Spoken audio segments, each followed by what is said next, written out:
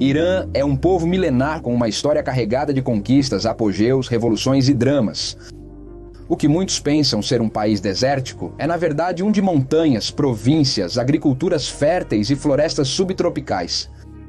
Temos que falar sobre a vida e obra de um clérigo religioso que, nesta nação, assumiu o poder e fundou uma república islâmica após décadas do que ele e outros percebiam como uma decadência moral, econômica e social no contexto da ocidentalização do Irã.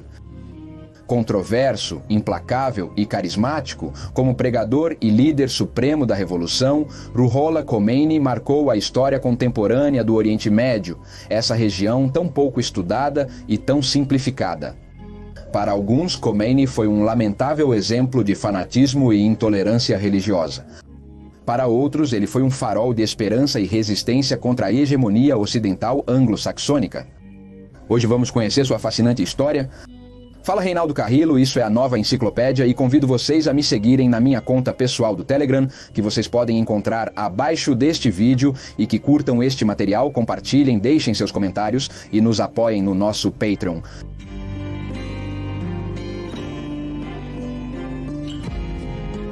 Ruhollah Khomeini nasceu em setembro de 1902 em uma família pequena em Teherã.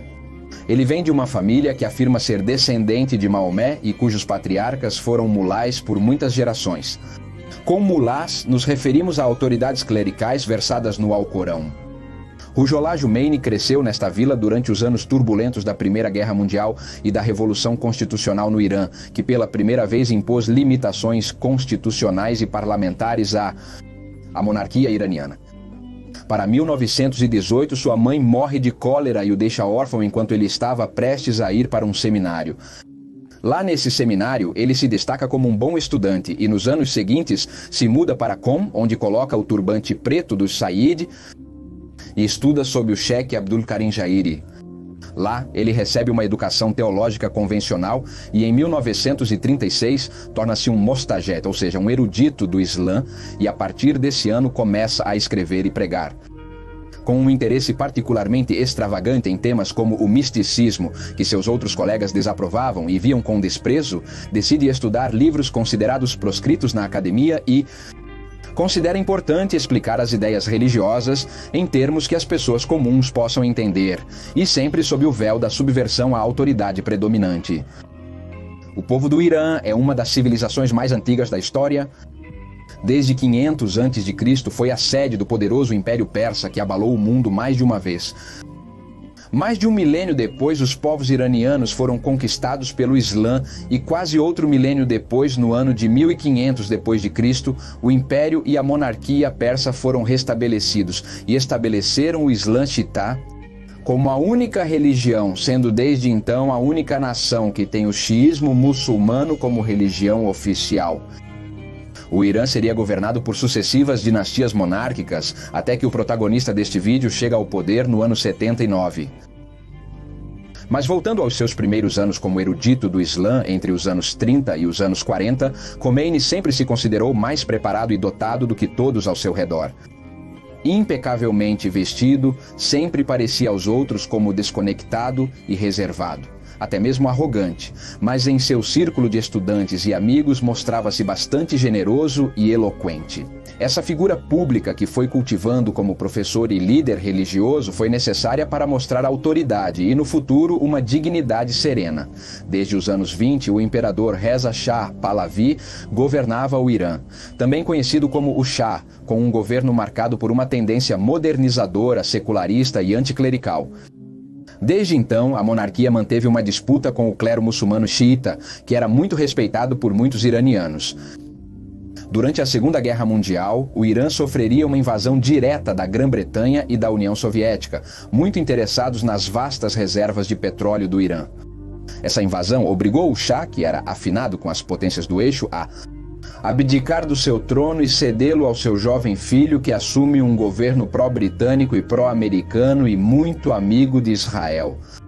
E este novo Shah intensifica um processo de modernização e ocidentalização do Irã, não só no aspecto econômico, mas também no social e cultural, que por sua vez gera uma resposta nacionalista que se opunha a isso.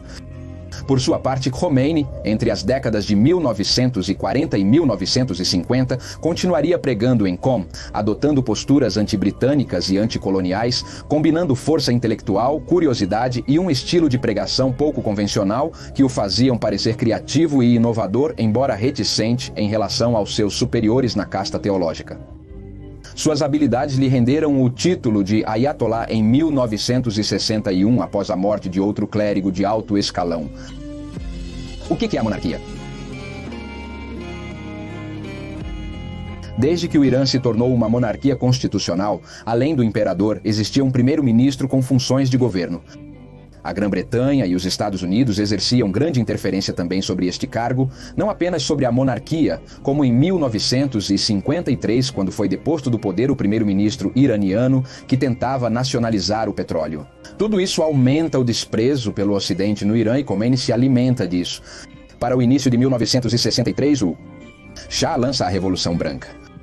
Esta revolução intensificou as políticas ocidentalizadoras e as políticas marginalizadoras do islamismo e dos tradicionalistas no governo e nos costumes públicos. Khomeini, para aquele ano, não era mais do que um clérigo pouco conhecido fora dos círculos teológicos, mas começa a pregar com força e publicamente contra o Shah e contra o seu governo por sua corrupção, a reforma agrária, pela situação das classes pobres e a defesa do que ele considerava a soberania iraniana diante da tentativa de ocidentalizar a mesma. Aos olhos desse clérigo e de seus seguidores, a ideia de meios e espaços culturais que fossem denegrantes para a tradição muçulmana, a ideia da importação de hábitos consumistas do Ocidente, a ideia de mulheres em espaços públicos vestindo saias e sem véu, a ideia de um Irã servil ao Estado sionista de Israel, e a ideia de um Irã que entregava seus hidrocarbonetos ao Ocidente eram todas ideias que já significavam uma heresia insustentável. Após continuar ganhando terreno com suas pregações contra o Shah, Khomeini foi preso em 1963 pela polícia política do Shah, a temível Zabak, e foi libertado meses depois com a condição de permanecer em silêncio.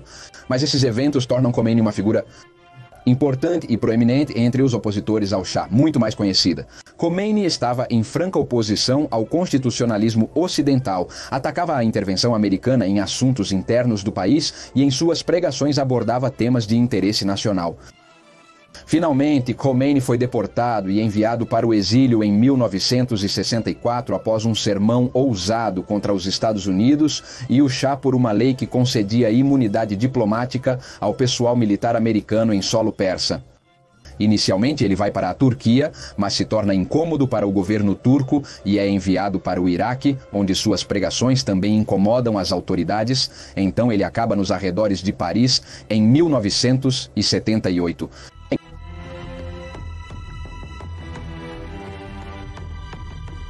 Naqueles anos, a repressão, o desemprego rural resultante da reforma agrária e o êxodo rural no Irã eram motivo de alarme. O aparelho produtivo estava paralisado e a capital do país estava superlotada com mais de 5 milhões de habitantes que se aglomeravam em ranchos sem água e sem eletricidade. Apesar do boom econômico do petróleo nos anos 70, o gasto industrial foi para as indústrias complexas e abandonou o campo. Depois, em 1973, com os eventos da Guerra do Yom Kippur e o pedido do Shah à Organização dos Países Exportadores de Petróleo para aumentar os preços dos hidrocarbonetos, entra muito mais dinheiro em um país onde os cidadãos pouco viam o reflexo dessas receitas. O Shah se dedica a comprar armas e fazer eventos luxuosos, enquanto na economia diária havia escassez, desemprego e criminalidade. Denunciavam-se também as relações comerciais do Irã com os Estados Unidos e Israel, que a julgamento de muitos eram desfavoráveis para a nação persa. A década de 70 em Teherã era um lugar estranho, com uma lacuna notável entre ricos, classe média e pobres, uma metrópole de concreto sujo e cheia de gente buscando resolver a vida em becos iluminados tangencialmente com placas de neon da Coca-Cola, um sistema escolar e de trabalho secularizado onde se favorecia ocidentais e um sistema de saúde praticamente inexistente que favorecia estrangeiros. O desprezo pelos ocidentais estava aumentando. Nesta mesma década de 70, a polícia do Shah aumenta seus níveis repressivos.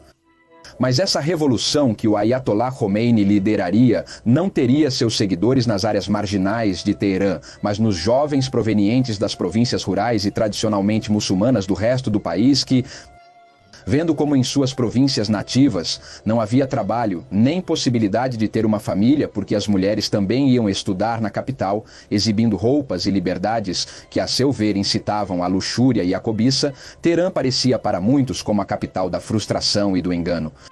Para 1977, o Shah, pressionado pelo governo de Jimmy Carter, reduz a repressão, liberta prisioneiros políticos e faz com que os julgados em tribunais militares sejam transferidos para tribunais civis com penas menores, mas o sentimento contra ele já era muito forte. Da França, o Ayatollah gravava em cassetes suas pregações, que depois eram enviadas de volta ao Irã de forma contrabandeada e eram reproduzidas clandestinamente. Por sua vez, Khomeini desenvolve um mapa político para a instalação de um governo islâmico, desenvolve uma doutrina e suas pregações se tornam um livro chamado Governo Islâmico, a Regência do Jurista. E nesse texto, ele propõe a necessidade de um gendarme religioso necessário para a restituição da dignidade do povo iraniano, de uma governança nas mãos do jurista islâmico. Ele expunha a necessidade de regentes especialistas na lei de Allah, que expressa na Sharia seria a única lei legítima pela qual se governar. Por sua vez, esse sistema acabaria com as formas ocidentais de governo do Shah, reverteria a reforma agrária, os acordos com os Estados Unidos e o apoio a Israel. O tom religioso do Islã xiita, do movimento de Khomeini, dava coesão e um sentido de propósito comum a muitos elementos díspares, inclusive aqueles que não eram religiosos de forma alguma. Embora houvesse pouco entusiasmo no Irã por esse tipo de iniciativas radicalmente religiosas, as ideias de Khomeini ganharam apoio entre jovens de vários contextos que buscavam em comum sair da monarquia do Shah. Em janeiro de 1978, os artigos de imprensa opositora se multiplicam, os protestos se intensificam e, conforme passam os meses, o Shah proíbe as manifestações públicas, primeiro em Teherã e depois no resto do país. Enquanto isso, das periferias da França, o Ayatollah havia conseguido acumular uma grande quantidade de apoio dentro e fora do Irã, quando muitos grupos estudantis de origem heterogênea, esquerdistas, marxistas, islamistas, conservadores, entre outros, veem em Khomeini a conjunção do descontentamento contra a monarquia. O Shah promete eleições, oferece concessões aos opositores, mas era tarde demais. Com a chegada do outono e o início do inverno, começaram as greves gerais e, de Washington, D.C., Carter decide que o Shah está se tornando inconveniente. O Shah sai do Irã para uma suposta operação e na França, Khomeini embarca em um avião da Air France de Paris para Teherã, sem saber se o avião teria permissão para pousar.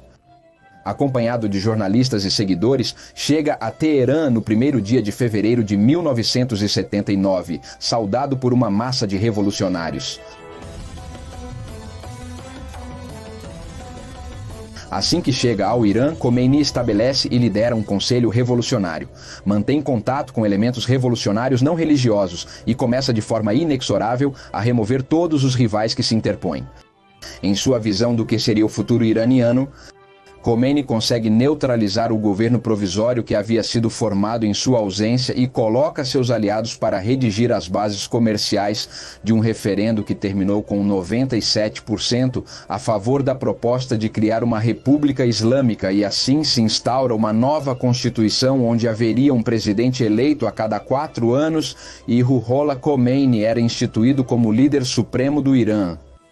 Em maio de 1979, Khomeini cria o Corpo da Guarda da Revolução Islâmica, também conhecidos como os Guardiões da Revolução, criando uma força militar que contrabalanceasse o exército, dando treinamento e armas a seguidores e gangues. Nessa primeira fase de governo, também são criados tribunais islâmicos que julgam, condenam e executam sumariamente membros do antigo regime. Essas execuções surpreenderam moderados e liberais tanto no Irã quanto no mundo. Também Khomeini cria naquela época o Partido da República Islâmica. No outono de 1979, foram totalmente marginalizadas, não apenas as forças que haviam apoiado ao antigo regime do Shah, mas também as forças que se opunham ao Shah, mas que eram de caráter secularista, liberal e moderado. Sob a visão de Khomeini de governança nas mãos do jurista islâmico, começam a substituir as leis seculares por leis islâmicas, e a nova Constituição coloca Khomeini e seus clérigos em uma posição suprema com poder absoluto. Durante o governo de Khomeini, o casamento e a natalidade são promovidos, duplicando a população iraniana de 36 milhões para 80 milhões de pessoas em questão de décadas. Igualmente, a Sharia, na lei islâmica, é reintroduzida e a educação foi islamizada em todos os níveis, assim como a indústria cultural. É proibida a música que não seja marcial, iraniana ou religiosa, e os conteúdos que denigrem o Islã seriam duramente punidos. As bebidas alcoólicas são proibidas, também são impostos códigos de vestimenta religiosos, as mulheres devem cobrir o cabelo e os homens não podem usar calções. Por sua vez, os meios de comunicação opositores são fechados e começa um movimento anti-ocidental de reivindicação das tradições iranianas. Durante o regime de Khomeini, as taxas de escolaridade das mulheres também aumentaram substancialmente, no caso universitário acima de muitos países ocidentais. Em nome do Islã, feministas, teólogos dissidentes, liberais e esquerdistas são reprimidos, mas houve dois eventos que marcariam permanentemente o governo de Khomeini. O primeiro ocorreu durante seus 2 primeiros anos de mandato. Ao mesmo tempo que essas novas reformas eram impulsionadas, se desencadeou a famosa crise dos reféns no Irã. A crise da Embaixada Americana de 1979. O Shah havia fugido para os Estados Unidos para tratar um câncer que acabaria com sua vida em julho de 1980. Isso gerou no Irã um protesto pedindo que o Shah fosse enviado ao Irã para ser julgado nesse país. Um grupo de estudantes iranianos invadiu a Embaixada dos Estados Unidos e tomou 52 membros do pessoal diplomático como reféns durante 444 dias. Uma crise que gerou um fiasco na política interna dos Estados Unidos e cimentou o fracasso da presidência de Jimmy Carter. No Irã, a tomada da Embaixada dos Estados Unidos, país que chamavam de Grande Satã, foi bastante popular e serviu para unificar o novo governo. Khomeini apoiou timidamente a movida e usou a conjuntura política para aumentar seu poder. Embora o Shah tenha morrido meses após o início do sequestro, a crise se estendeu por mais tempo, enquanto os apoiadores de Khomeini usavam a embaixada como um centro de inteligência. Agora, este sequestro de pessoal americano não ficaria assim. Uma segunda tempestade estava prestes a estourar, que seria muito mais transcendental para o novo governo islâmico. Logo após assumir o poder, Khomeini começa a fazer chamadas para que todos os muçulmanos se levantassem em revoluções ao redor do mundo. Ao mesmo tempo, Saddam Hussein, que era o líder do único país muçulmano, além do Irã, que tinha uma maioria xiita e que também fazia fronteira com o Irã, vê esses chamados para revoluções muçulmanas xiitas como muito inconveniente para o Iraque. Além disso, Saddam Hussein era sunita. Ao mesmo tempo, Hussein busca tirar proveito do que ele assumia ser a posição militar fraca do Irã. Então, em 1980, decide lançar uma invasão em grande escala no Irã, especialmente para ocupar a província rica em hidrocarbonetos de Khuzestão. Ele fez essa invasão com aval e incentivo dos Estados Unidos e de outros países do Oriente Médio que viam em Khomeini e no islamismo um governo contrário aos seus interesses. Após a ocupação militar de Hussein, Khomeini decide não deixar a agressão do Iraque sem resposta, instiga o povo iraniano a resistir à invasão e declara que a República Islâmica nunca se renderá. A guerra Irã-Iraque foi um conflito brutal de 8 anos que durou de 80 a 1988. Ambos os lados sofreram baixas massivas e o conflito afetou profundamente ambos os países.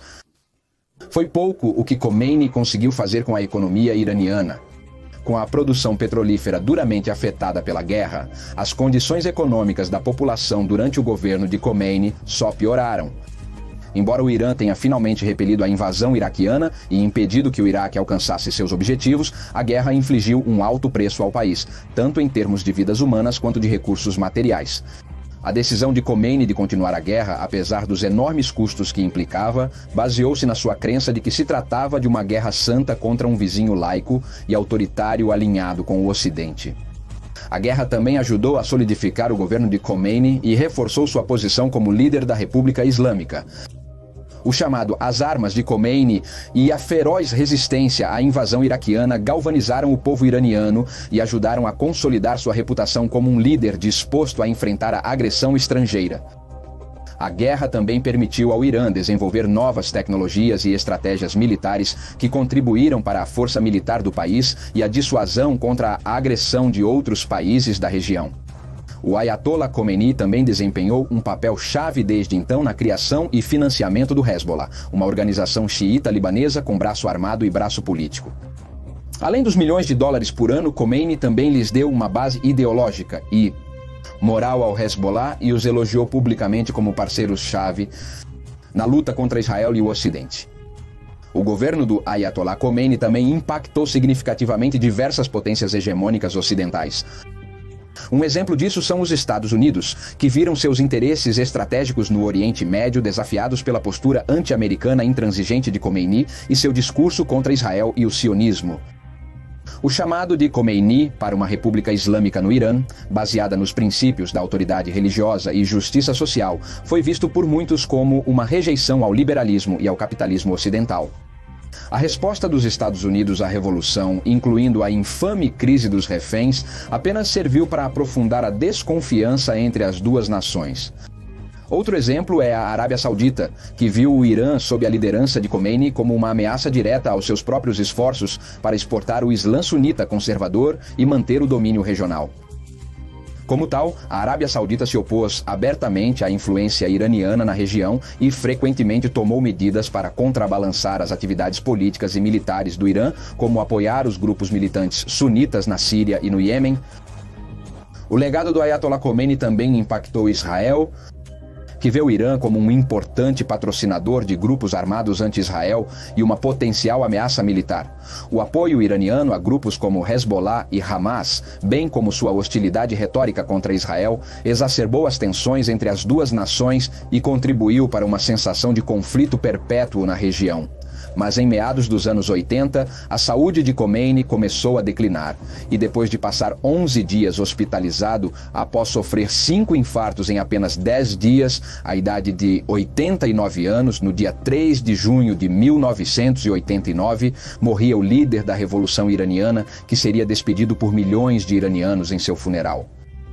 O carismático clérigo xiita, que liderou a Revolução Islâmica de 79 e que derrubou a monarquia do Irã, teve um profundo impacto na história do país e seu lugar no mundo. Após sua morte, o clérigo Ali Khamenei o sucedeu como líder supremo do Irã, cargo que ainda mantém hoje na República Islâmica do Irã.